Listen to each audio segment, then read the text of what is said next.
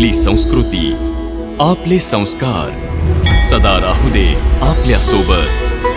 भारताच्या महान ग्रंथांचे आणि काव्यांचे संपूर्ण संकलन. सबस्क्राईब करा तिलक. अज्ञानी त्या मूर्खाप्रमाणे असतो जो सोन्यानं भरलेल्या पेटीवर बसून भीक मागत असतो. जेव्हा कोणी गुरु मिळतो तेव्हा तीच पेटी उघडून त्याला दाखवतो. हेच ज्ञान आहे. आत्मा आकाशात उडणारा एक पक्षी आहे.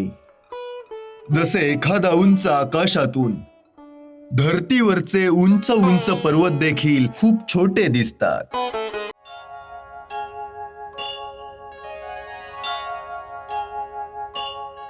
हे राम, सत्याचा अनुभव स्वयं घे. दुसऱ्याच्या अनुभवावर विश्वास ठेवू नकोस. सत्याचा एकच पुरावा आहे, सत्याचे स्वयंदर्शन.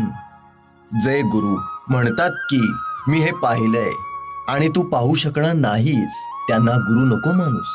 जो गुरु हे म्हणेल की तू प्रयत्न कर, मी तुला दाखवू शकतो, त्यालाच खरा गुरु मान. त्याच्यावरच विश्वास ठेव. अज्ञानी त्या मूर्खाप्रमाणे असतो जो सोन्यानं भरलेल्या पेटीवर बसून भीक मागत असतो. जेव्हा कोणी गुरु मिळतो तेव्हा तीच पेटी उघडून त्याला दाखवतो.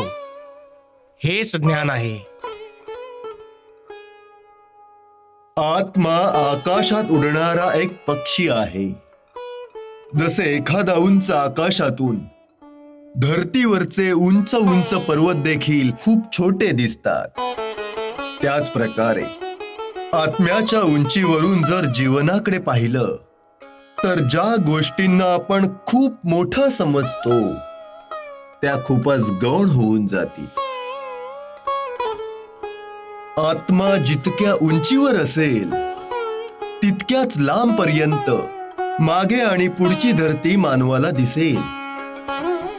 उंचीवरून तुम्ही पाहू शकता की ह्या कठीण पर्वतांच्या पलीकडे एक सुंदर तलावही आहे. यालाच त्रिकाल दर्शन म्हणतात. भगवन, वेद आणि श्रुतीच्या अनुसार सर्वात मोठा धर्म काय आहे आणि सर्वात मोठं दुष्कर्म काय आहे? सर्वात मोठा धर्म आहे अहिंसा. अहिंसा परमो धर्म. आणि सर्वात मोठं दुष्कर्म आहे दुसऱ्याची निंदा.